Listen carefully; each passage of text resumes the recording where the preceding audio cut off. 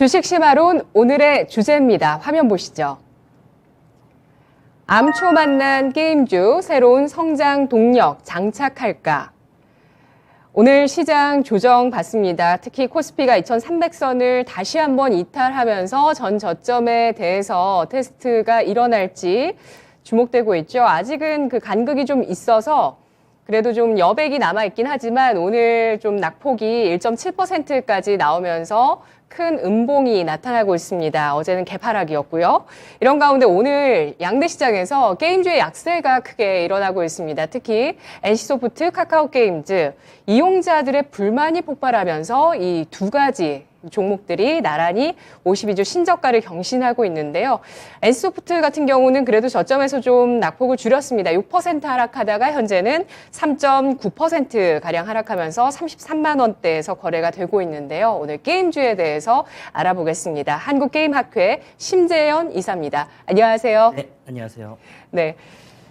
우마무스메 사태가 일어나고 있습니다. 처음에 네. 카카오게임즈 우마무스메 출시 이후에 신작 게임에 대한 기대가 또 상당히 높아지기도 했었는데요. 하지만 이후에 이용자들의 불만이 좀 폭주하는 내용이 나왔습니다. 그러면서 이 마차 시위가 일어나면서 우마무스메 사태가 장기화되고 있는데요. 사건의 발단과 현황 알아볼까요? 네, 우마무스메 게임은 먼저 싸이게임즈에서 개발된 일본에서 먼저 플레이가 시작된 게임입니다. 그렇게 하면서 한국 유저들은 일본의 유저들이 어떻게 활용하고 그리고 또 일본의 시스템들이 어떻게 지나갔는지 다 알고 있는 상황에서 지금 일본 서버와 그리고 한국 서버 간의 차별들을 느끼게 됐습니다. 그를 통해서 사용자들은 이용자들은 그러니까 운영사인 카카오한테 계속 논의를 했었고요.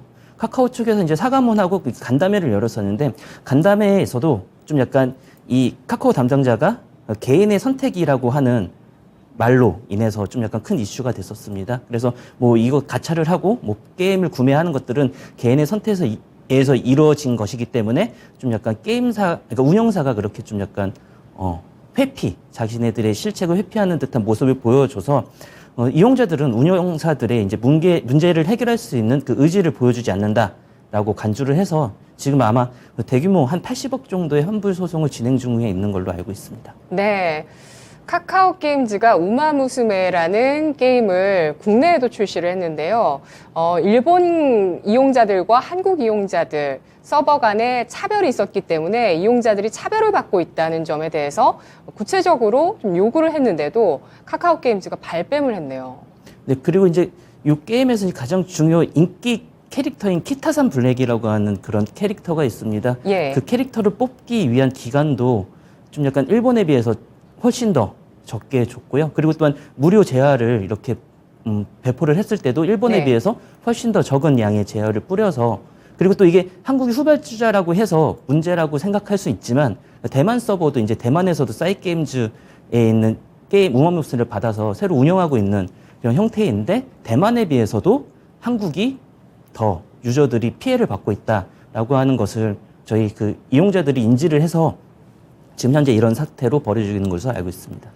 예, 그렇습니다. 그래서 지금 뭐 화면으로 조금 전에 나갔나요? 마차 시위 진행 중인 그 그림도 좀 보여지고 있고요. 그리고 또 우마무스메 국내 매출 순위를 보시면 지금 우마무스메가 국내에 7월 25일 업데이트 이후에는 매출 순위 1위까지 올라서는 기록을 보이기도 했었는데 이후에는 이러한 불만들, 문제점들이 나오면서 일부 유저들이 환불 시위를 하고 각종 반발을 하게 되면서 트래픽과 매출이 가파르게 하락하고 있는 모습을 보였습니다. 네, 지금 방금 보신 그래프에서도 보면 키타산 블랙이 업데이트 되자마자 가파르게 올랐잖아요. 예, 예. 이게 그 캐릭터의 인기 때문에 그렇게 됐었는데 이게 또 그거에 대한 또 차별을 유저들이 느끼게 되기 때문에 좀 약간 한국 유저들이 좀 상실감 그리고 또한 상대적으로 일본 유저들이나 대만 유저들에 비해서 저희가 대우받지 못하고 있다라는 예. 생각 때문에 좀 이렇게 시위를 하고 있는 것 같습니다.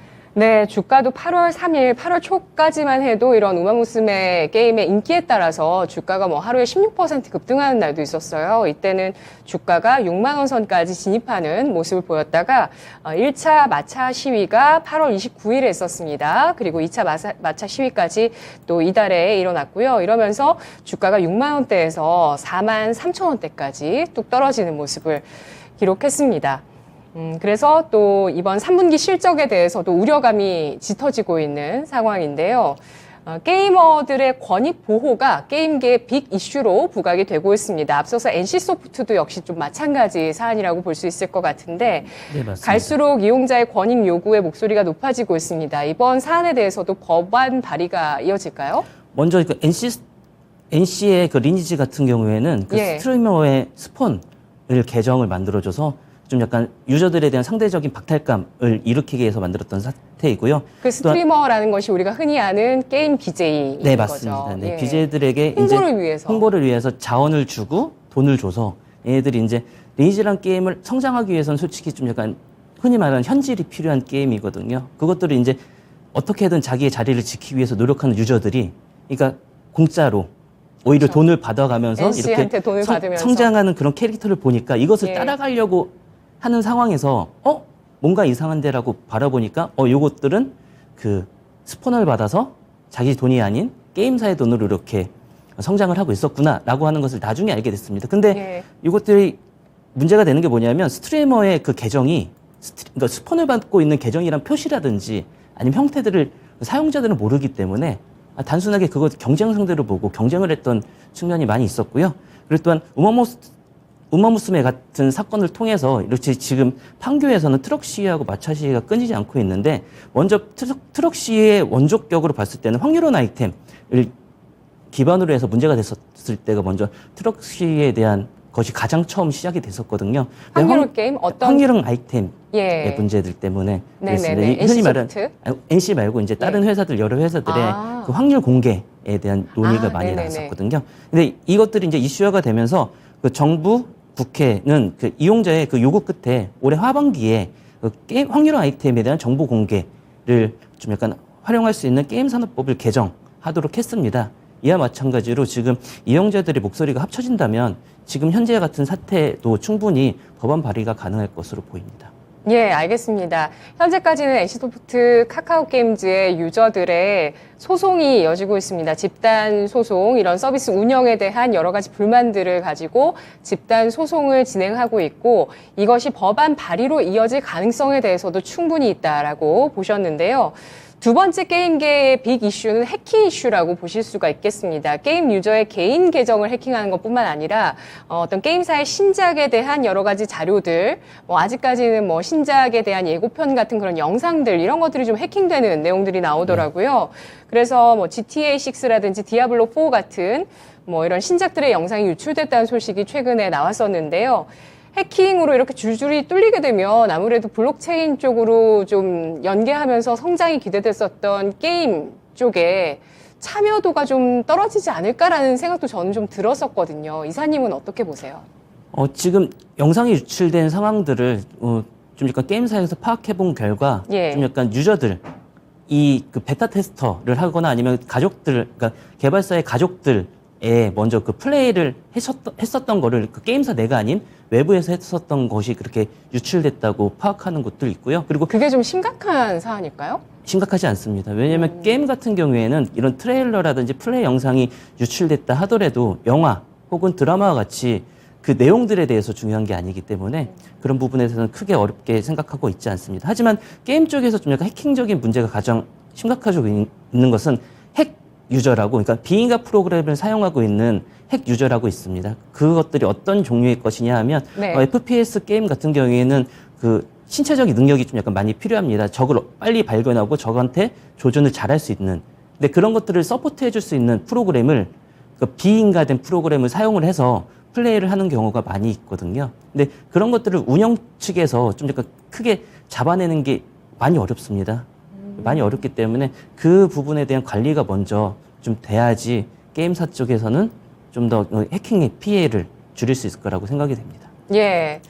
이게 실제로 게임사의 피해로도 이어지나요? 네, 맞습니다. 좀 약간 성장하고 있던 그 FPS 게임 같은 경우에도 예. 핵 유저들을 그렇게 컨트롤하지 못해서 그러니까 사용하고 있던 유저들이 이렇게 유입이 저하되거나 혹은 그 게임을 이제 안 하게 되는 그런 경우가 많이 생겼습니다. 예, 이런 사태들이 일어난 게임은 예를 들면 뭐가 있을까요? 오버워치 게임도 있고요. 그리고 우리나라에서 개발했던 배틀그라운드 같은 경우에도 그런 핵 유저들 때문에 크래프톤의 네, 배틀그라운드. 배틀그라운드 같은 경우에도 핵 유저들 때문에 예. 많은 그 유저들이 떠나갔었는데 요즘 다시 그 무료화로 전환을 하면서 다시 유저들이 다시 유입되고 있는 것으로 알고 있습니다. 알겠습니다. 이 FPS라는 게임이 1인칭 슈팅 게임이라는 게임인데요. 저도 게임을 잘 하지 않아서 사실 그런 게임의 종류들을 잘은 몰라요. 근데 이게 총싸움 게임인 네. 거잖아요. 그렇죠? 예, 플레이어 시점에서 내가 사물을 보는 시점과 같은 화면에서 무기나 도구를 이용해서 전투를 벌이는 그런 게임, FPS라는 게임에서 비인가 프로그램을 사용하는 핵 유저들이 네. 발생을 하게 되면서 어떤 기존 유저들이 이탈하는 문제가 있었는데 일단 이 문제를 보완하기 위해서 크래프톤은 무료로 가는 방침을 택했군요. 뭐 여러 가지 뭐 이유가 있어서 그렇겠지만 그런 경우도 있고 그 또한 네. 핵 프로그램이 이렇게 FPS 프로그램뿐만 아니라 아이템을 복제하는 것도 또한 해킹을 통해서 가능하거든요. 예. 그런 것들을 통해서 또 많은 좀 약간 일련의 예를 들어서 디아블로 3 같은 경우에는 원래 만들었던 시스템, 이 경매 시스템이라고 있습니다. 경매장 시스템을 이용을 해서 경매를 할 수 있도록 현금으로 경매를 할 수 있도록 만들었었는데 이것들이 좀 약간 해킹 프로그램에 의해서 아이템이 복제되는 사태를 통해서 아예 그냥 그 시스템 자체를 폐지시켜버리게 됐거든요. 그런 것들이 좀 약간 게임사들의 수익에 좀 약간 큰 타격을 줄 수 있다고 생각됩니다. 네. 이렇게 게임사들의 IP 자산에 해커들이 활개를 치고 있습니다. 뭐 이 정도까지면 그래도 또 그 피해가 어떻게 보면은 게임사가 이렇게 좀 감수하고 가는 부분이 있다면 만일에 어떤 게임 유저들에게 직접적인 피해를 주는 해킹까지로 확대되는 사안들이 발생할 가능성 없을까요? 일단 앞으로 가면 갈수록. 네, 그렇게 될 수 있는 게 충분히 가능하다고 생각이 되고요. 그리고 일단 핵 사용자를 네. 저희가 이제 플레이하다가 만나게 되면 예. 너무 잘하거든요. 사람이 하는 그런 만나보신 적 있으세요, 이사님? 네 있습니다. 이게 분명히 제가 맞을 거리가 아닌데 제가 맞고 죽더라고요. 그렇게 돼 있어서 너무 이게 게임을 하고 싶어하는 그리고 또 게임에 대한 좀 애정이 떨어지게 만들어집니다. 그렇게 되면 예. 그런 것들에 대한 관리가 운영 측에서는 충분히 좀 약간 좀 잘 해야 된다고 하는 생각이 듭니다. 예.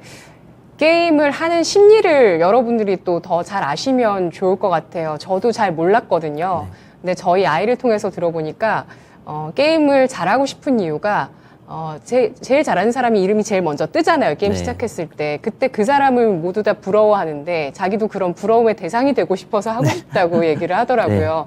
그런 만큼 자존심을 걸고 하는 것도 있고 또 현질을 하다 보니까 이런 또 돈을 걸고 하는 것도 있기 때문에 이런 재미 요소를 떨어뜨린다는 게 엄청난 큰 피해가 될 수 있겠다는 생각이 듭니다. 네, 맞습니다. 예. 지금 코로나 팬데믹 시기를 지나면서 게임 산업에 대한 중요성 또 언택트 산업인 게임에 대한 호황이 어느 정도 있었습니다. 코로나 팬데믹 지나면서 좀 비교를 해보자면 엔터 산업 같은 경우는 좀 체질 개선이 많이 일어난 것 같아요. 기존에 없었던 온라인 콘서트가 활성화되고 이런 성과들이 있었던 것 같은데 게임 같은 경우는 오히려 큰 변화를 주지 못한 게 아니냐 이런 지적들도 나오고 있습니다. 신작 게임의 80%가 기존 게임에 재탕이 되고 있어서 산업 발전이 저해되고 있다는 지적이 있는데 이사님은 어떻게 보시나요? 저는 그렇게 보지는 않고요. 왜냐하면 일본 같은 경우 그리고 우리나라 같은 경우에도 오래된 그런 IP들을 오랫동안 지속적으로 계승 발전시키면 오히려 더 그 IP를 통해서 수익을 크게 창출할 수 있는 경우들이 많이 있거든요. 예. 여러분들도 잘 아시는 슈퍼마리오 같은 게임도 85년도에 만들어졌습니다. 전 지금도 그것만 합니다. 그걸 제일 좋아하고요. 이미 85년도에 만들어졌어요. 예, 아직까지도 슈퍼마리오. 큰 사랑을 받고 있고 예. 그와 관련된 뭐 마리오 카트라든지 아니면 마리오 월드라든지 그 IP를 기반으로 한 여러 게임들이 많이 나오고 있습니다. 그리고 또한 94년도에 출시된 그 철권이라고 하는 게임이 있습니다. 이거는 격투 게임인데 거의 동일한 장르로 네. 계속 지금까지 전 세계적으로 큰 사랑을 받고 있습니다. 그렇기 때문에 중요한 것은 얼마나 게임을 재밌게 그리고 얼마나 게임을 유저들이 즐길 수 있도록 만드는 것이냐 하는 게 중요할 것 같고요. 그리고 또한 동일한 IP와 스토리를 활용한다 해도 이것들에 대해서 좀 약간 동일한 IP와 스토리는 이미 검증이 된 것이기 때문에 게임사에서도 그런 것들을 좀 계승 발전시켜서 세계관을 확장시키는 그런 노력이 있어야 된다고 생각이 됩니다. 네, 그렇습니다. 게임도 그렇고 그리고 음악도 또 유튜브 채널도 다 세계관이 중요한 것 같아요. 네, 맞습니다. 예, 중요한 게 세계관이고요. 그리고 이렇게 몇십 년 전 게임을 말씀해 주시니까 제가 좋아하는 게임을 콕콕 집어주셨어요. 슈퍼마리오, 철권. 제가 제일 좋아하는 게임들인데요. K게임이 콘솔로 활로를 뚫고 있다고 합니다. 콘솔 게임 시장이 전 세계적으로 83조 원의 시장이라고 하는데요. 네. 콘솔 열풍의 배경 알아볼까요? 일단 콘솔을 개발하는 게 예전에 비해서 쉬워졌습니다. 콘솔로 네. 개발하는데 예전 같은 경우에는 콘솔 패키지라고 하면 업데이트도 못 하고요.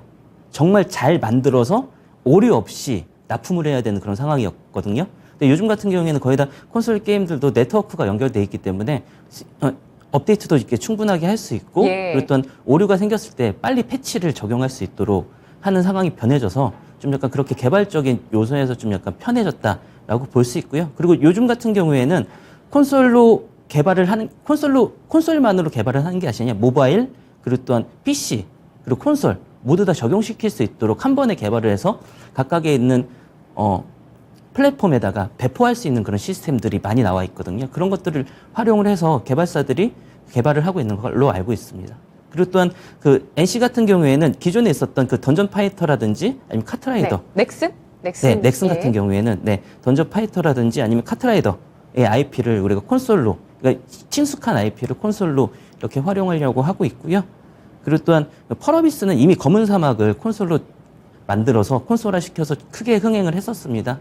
그리고 또한 그 세계관을 넓혀서 지금 저도 이제 기대하고 있는 붉은 사막이라고 하는 게임을 출시 예정이 되어 있고요. 그리고 또한 저번에 한번 말씀드렸던 도깨비라고 하는 게임 또한 그 콘솔로 출시가 될 예정을 가지고 있습니다. 뿐만 아니라 많은 게임사들, 뭐 스마일게이트, 넷마블 역시 콘솔 쪽에 우리가 게임을 출시할 예정이라고 알고 있습니다. 네. 글로벌 게임 시장의 점유율 조금 전에 자료로 보셨는데요. 모바일이 절반 이상을 차지하는 건 분명합니다. 53% 수준이고 콘솔이 27%, PC가 20%를 차지하고 있습니다. 이 모든 것들이 연계되면서 또 게임을 할 수 있잖아요. 콘솔로 했다가 맞습니다. 모바일로 했다가 PC로도 할 수 있나요? 네. 예, 이런 식으로 또 게임의 그 유저들이 사용할 수 있는 기술의 변화들도 생기게 되면서 콘솔 게임 시장 역시도 또 중요한 시장이 되고 있는 상황인데요. 그 크로스 플랫폼이라고 하나요, 그게? 네, 크로스 플랫폼이라고 얘기를 합니다. 그러니까 집에서는 이렇게 큰 화면에 콘솔을 이용해서 모니터를 하다가 밖에 나갔을 때는 모바일을 활용을 해서 모바일 게임을 즐기고 또한 직장에서 이제 못하지 않습니까? 직장에서 열심히 일을 하고 있다가 다시 집에 와서 콘솔 혹은 PC를 통해서 자신의 게임을 플레이할 수 있도록 지금 많은 회사들이 그런 것들을 제공하고 있습니다. 네, 집에 가면서 해야죠. 퇴근하면서 네. 모바일로 하고 집에 가서 또 콘솔 게임으로 즐기는 이런 크로스 플랫폼이 또 개발되면서 이 성장세를 또 더 가속화시킬 수 있는 연료가 되고 있습니다. 게임 업계 새로운 수익원으로 구독형 게임도 주목을 받고 있는데요. 이건 수익 배분을 좀 잘 봐야 되지 않을까라는 생각도 듭니다. 왜냐하면 게임 개발사들이 이런 구독형 게임에서 직접적인 그 수익을 받는다기보다 이 게임을 구독하는 클라우드 게임 플랫폼에서 수익을 나눠주는 거잖아요. 네, 맞습니다. 예, 그래서 이 구독형 게임이 새로운 수익원이 될 수 있을지 궁금하고요. 구독형 게임이 앞으로 대세가 될 수 있을지 어떻게 보십니까? 그러니까 현 시점에서는 구독형 게임은 그렇게 크게 인기를 얻고 있지 못하고 있는 상황입니다. 하지만 넷플릭스가 처음 나왔을 때도 많이 힘들었었잖아요. 우리나라에서도 넷플릭스에 대해서도 많이 모르고 그리고 또한 넷플릭스가 뭔지도 몰랐던 분들이 많았었는데 가장 중요한 것은 컨텐츠라고 생각합니다. 킬러 컨텐츠가 넷플릭스에 생긴 이유, 특히 얼마 전 오징어 게임 같은 경우에 넷플릭스를 먹여 살렸다라고 이야기해도 될 네. 만큼 그렇게 흥행을 했었는데요. 수치가 정말 네. 파격적이고 충격적이었어요. 네, 맞습니다. 그것처럼 구독형 게임에서도 그 구독형 게임에서만 할 수 있는 킬러 네. 콘텐츠를 콘텐츠 하나가 다 먹여 살릴 수 있는 네, 그 먹여 살릴 수 대박을 있습니다. 네. 노리는 거죠. 네. 네. 그것들을 한다 그러면 예. 충분히 좀 약간 구독형 게임에 대한 그런 부담감도 없어질 것 같고요. 왜냐하면 처음에 우리가 넷플릭스를 사용했을 때 이것을 구독하면서 한 편 한 편 사서 보는 게 낫지 이렇게 매달 돈을 내가면서 이것을 봐야겠느냐라고 하는 그런 이슈들이 있었지 않습니까? 근데 그것이 지금은 그 넷플릭스라든지 뭐 웨이브 아니면 뭐 티빙 등의 구독형 플랫폼을 보는 것들이 정말 이게 대중화가 돼 있는 상황이거든요. 게임도 역시 마찬가지일 거라고 생각이 됩니다. 게임도 언젠가는 좀 약간 구독형 시스템에 있어서 플랫폼들이 충분히 성장할 가능성이 있다고 보고 있습니다. 네, 마이크로소프트는 월 16,700원을 받고 있네요. 네. 자료로 보시면 그 클라우드 게임 비즈니스에 참여하는 기업들 나오는데요. 좀 소개해 주시죠, 이사님. 네. 클라우드 비즈니스 게임에 참여하는 거는 구글이 있고요. 스타디아라는 구글의 플랫폼이 있습니다. 그리고 마이크로소프트에서는 그 우리나라에서도 이제 얼마 전에 그 5G가 나오면서 그 손흥민 선수가 나오고 그 페이커가 나와서 광고했었던 적이 있지 않습니까? 그 SK텔레콤하고 합작을 해서 같이 클라우드 서비스를 우리나라에서 진행을 하고 있고요. 그리고 아마존 같은 경우에 루나 서비스를 통해서 그 클라우드 게임들을 진행을 하고 있습니다. 그리고 또한 소니하고 엔비디아 같은 경우에도 각각에 있는 클라우드 시스템을 활용을 해서 클라우드 서비스를 제공을 하고 있습니다. 네. 알겠습니다. 클라우드 서비스를 주도하는 쪽은 이렇게 글로벌 빅테크 기업들입니다. 기대할 만한 신작들도 한번 좀 알아보도록 하겠습니다. 카카오 게임즈, 아까 지금 신저가 기록하고 있는 이 종목 같은 경우 오늘 분석이 나왔는데요. 우마무스메 사태 때문에 매출이 3분기에는 좀 빠르게 감소할 수 있다. 증권가에서 이렇게 예상을 했습니다.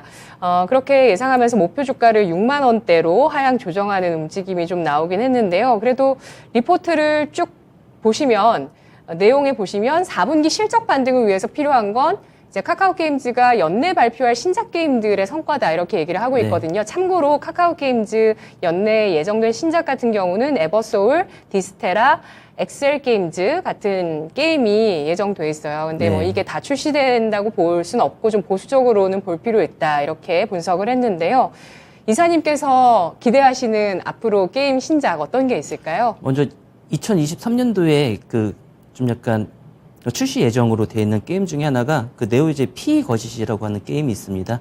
피거짓이라고 하는 게임은 그 스토리라인이 그 피노키오 있지 않습니까? 우리가 모두 아는 그 피노키오의 스토리라인을 따와서 이걸 좀 약간 블랙 판타지, 그러니까 다크 판타지의 형태로 좀 약간 어두운 배경을 통해서 기계화가 되어 있는 그런 사회들을 표현하는 요소를 많은 기대들을 갖고 있거든요. 유저들이 많은 기대들을 갖고 있었고, 그리고 아까도 말씀드렸던 그 펄어비스의 붉은 사막 같은 경우에도 그 검은 사막에 있는 스토리라인을 유지를 시키려고 막 하다가 아예 그냥 별개의 스토리라인으로 분리를 시켜놨다고 합니다.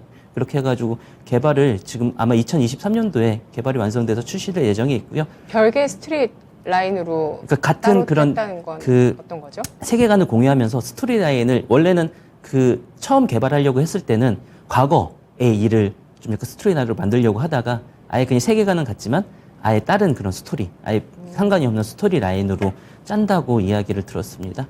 그리고 또한 그 좀 약간 지금 메타버스가 좀 약간 좀 침체기이기는 한데 아까 이사님이 방송하시기 전에 게임업계 메타버스는 한물 같다, 이런 말씀해 주셨거든요. 거품이 꺼졌다고 보고 있죠. 그럼 도깨비는 기대하세요? 그러니까 왜냐하면 그 거품이 꺼진 이유 중에 하나가 그것들을 이끌 수 있는 컨텐츠들이 부족했다고 보고 있습니다. 플랫폼, 뭐 제페토라든지 뭐 그런 플랫폼들이 지금 인기를 끌고 있다고는 하지만 그렇게 생각처럼 많이 치고 올라오고 있지는 않고 있거든요. 근데 오픈월드 기반의 도깨비 게임이 좀 약간 그래도 멀티버스적인 요소들을 많이 갖고 있어서요. 그 부분들이 갖고 있는 요소를 좀 충분히 활용한다면 이 메타버스도 조금 더 관심도가 높아지지 않을까라고 하는 생각과 함께, 그리고 게임을 트레일러를 보니까 잘 만들었더라고요. 트레일러 보니까 다들 트레일러 보고 기대 엄청 하시더라고요. 네, 맞습니다. 그게 한국 사람이어서 기대를 하는 건가요? 뭐 세계적으로, 그러니까 유튜브를 봐서 이제 다른 나라 반응을 보더라도 외국에서도 충분히 기대를 갖고 있다라고 확인을 하실 수 있을 겁니다. 근데 요즘은 우리나라 문화색이 입혀지면 전 세계인들이 좀 좋아하는 것 같아요. 네, 이제 K컬처가 세계적인 좀 약간 도깨비가 그래서 우리나라 그 골목골목을 이제 돌아다니는 맞습니다. 그런 게임인 거잖아요. 네, 맞습니다. 그래서 그 문화라든지 뭐 예전에는 한국에 대한 문화라든지 한국에 대한 뭐 언어, 그리고 한국에 대한 뭐 드라마라든지 노래들이 전 세계적으로 그렇게 알려지지 않았었잖아요. 근데 지금 같은 경우에는 오히려 한류 열풍을 불면서 그것들에 대한 관심도가 높아지고 있기 때문에 충분히 한국적인 요소들을 가지고 게임을 만들어도 세계에서 통할 수 있다라고 생각이 됩니다. 네, 이 말씀해주신 세 가지 게임, 네오이즈와 펄어비스의 게임인데요. 이들 게임 출시 일정은 정해졌을까요? 출시 2023년도로 다 예정이 되어 있는데 구체적인 날짜는 없고요. 왜냐하면 게임들은 못 믿습니다. 왜냐하면 게임 저도 아니, 이제 출시가 미뤄지는 건 왜 그런 거예요? 일단 개발적인 요소들이 있고요. 그리고 예. 개발자들이 욕심이 있습니다. 좀 더 좋은 게임을 만들겠다. 좀 더 제 후배 중에 하나도 이제 게임 개발하는 업을 하고 있는 그런 후배들이 있는데 그쪽도 보게 되면 한 3년 동안 하나의 게임만 가지고 계속 없고 해서 최고의 선택을 만들도록 하는 그런 요소들이 있습니다. 좀 약간 개발자들이 흔히 말하는 공돌이적인 요소들이 많이 있어서 자신들의 좀 약간 완성도를 높이기 위해서 이런 출시를 미루지 않나라는 생각이 듭니다. 네. 붉은 사막, 도깨비 같은 두 가지 게임은 투자자분들도 정말 기대하시는 분들 많이 계시고요. 펄어비스 게임입니다. 그리고 네오이즈의 피해 거짓도 전 세계적인 어떤 기대가 굉장히 많다 말씀을 해주셨는데 제가 지금 찾아보니까 게임스컴 2022 어워드에서 3관왕을 했던 네, 맞습니다. 게임이라고 하고요. 이게 굉장히 좋은 성과인가요? 네, 좋은 성과를 받은 겁니다. 예. 그리고 지금 증권가 자료로 나오고 있는 내용 보시면 스팀 위시리스트 추이가 있거든요. 네. 여기서도 그 기대감이 보여지는 상당히 것 같아요. 높은 위시리스트의 추이를 보이고 있습니다. 예. 그냥 단순히 높다 정도일까요? 그러니까 자기가 플레이를 해보고 싶다, 구매를 하고 싶다라고 하는 그런 욕구를 그렇게 표현한 거라고 보고 있습니다. 네.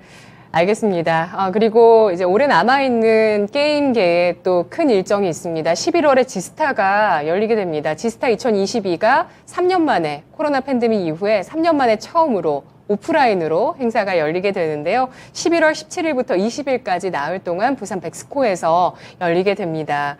주목할 만한 포인트는 뭐가 있을까요?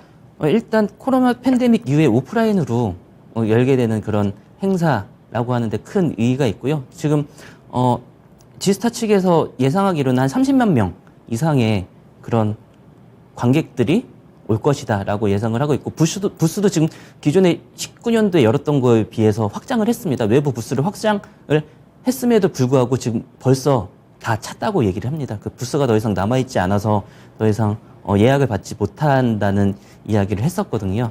그렇게 되기 때문에 이 지스타에 대한 유저들도 또한 기대감을 크게 가지고 지금 참가하려고 지금 노력을 하고 있어서 지금 부산 일대 그 날에 좀 숙박시설도 많이 부족하다는 이야기를 들었습니다. 네. 이사님도 내려가시는데 애먹으셨다고.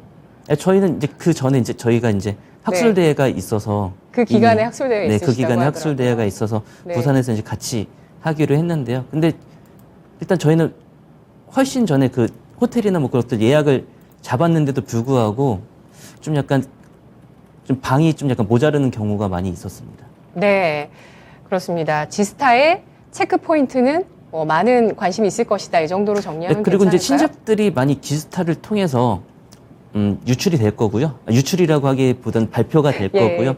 신작에 대한 계획이라든지 그리고 또한 그 프로모션들에 대해서 한번 유심히 잘 살펴보시면 어떤 부분들에서 좀 약간 이 게임사들이 강화될 것이다. 이 게임사들이 어느 축으로 나갈 것이다라고 하는 것을 보실 수 있을 것 같습니다. 네, 알겠습니다. 지스타 2022에서 또 국내 게임사들이 어떤 모습을 보이게 될지 NC소프트 그리고 카카오게임즈 이런 대기업들, 대형 게임사들이 사실 이용자들의 불만을 많이 받고 있는데 다시 한번 이용자들의 어떤 기대와 또 게임에 대한 긍정적인 반응들을 이끌어내줄 수 있는 뭔가 변화들이 좀 더 나올 수 있을지도 함께 지켜보도록 하겠습니다. 오늘 분석 잘 들었습니다. 이사님 고맙습니다. 네, 감사합니다. 오늘 한국게임학회의 심재현 이사와 함께 게임 산업에 대해서 이야기 나눠봤습니다. 지금까지 투자 판단에 도움드릴 수 있는 내용들 확인해봤고요. 다만 주가의 상승과 하락을 보장하지 않는다는 점 유의하세요. 금요일자까지 긴축의 여파가 이어집니다. 9월 FOMC뿐만 아니라 전 세계적인 고강도 긴축 진행, 그에 따른 경기 침체 우려 때문에 지금 양대 지수는 또 장중 저점을 형성하면서 저점을 낮춰 나가고 있는 모습인데요. 오후장 오늘 꼭 마무리 잘 하시고요. 저는 내일 이 시간 다시 뵙도록, 다음 주 이 시간 다시 뵙도록 하겠습니다. 시청해주신 여러분 고맙습니다.